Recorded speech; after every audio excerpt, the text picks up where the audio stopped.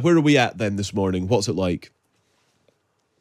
Well, the weather is finally clearing, and for the first time in several days, people here are not living under a threat to life weather warning. So, but despite it being cancelled some 7 hours early yesterday, it did have a last kick in Aberdeen, in areas of Peter Cooter, a suburb of Aberdeen, where a number of homes were evacuated with rising floodwater last night. So people still, despite the weather warning being cancelled early, having to evacuate their homes. Interestingly, the areas that actually got hit quite badly yesterday were those to the north of the red weather warning in amber and yellow level areas too.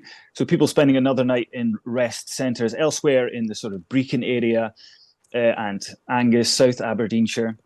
It's kind of time for the cleanup to start. People getting to have a look at their homes, trying to assess the damage and see what they've lost. People that I've spoken to when I've been traveling around over the past few days, the phrase that has been repeated again and again is, we've lost everything. The floodwaters that came through at speed, but they also are full of debris, sewage. So there's physical damage, but also carpets, furniture, everything gone. People were able to evacuate lots of their pets, which was lovely to see over the past few days, but counting the cost, certainly this morning. There's still a lot of disruption, though. The A90, which is the key main dual carriageway in the northeast of Scotland, has been closed for into its third day now, which has caused massive problems, particularly for shops just trying to get deliveries in and supplies in for people to just get some food. So there have been some shortages in Aberdeenshire and Angus area too. So hopefully that can reopen today and get things moving again. Apparently there are going to be inspections on the main roads with a view to reopen it today.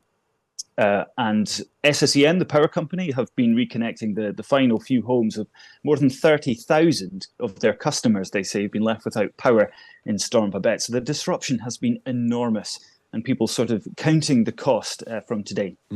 How would you describe the kind of community vibe, Davy? It strikes me that actually this is times like this are when communities kind of come together.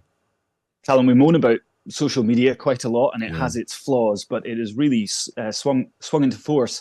Today, we've seen, particularly where I live in Fettercairn, there have been community chat groups that have popped up on Facebook and WhatsApp, trying to deliver help to where people need elderly, vulnerable people.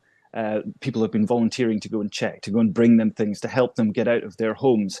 I spotted that in Brecon on the Facebook groups as well. As the floodwaters went, people would say, I have an elderly relative in this caravan site or in this address, can someone go and check? And people would immediately spring to action and go and help them.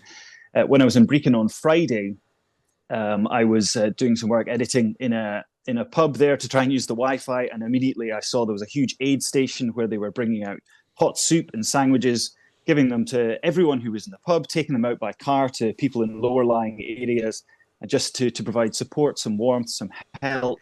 So the community really has sprung into action here to sort of help each other, which has been wonderful to see, and it will be needed more than ever in the days to come.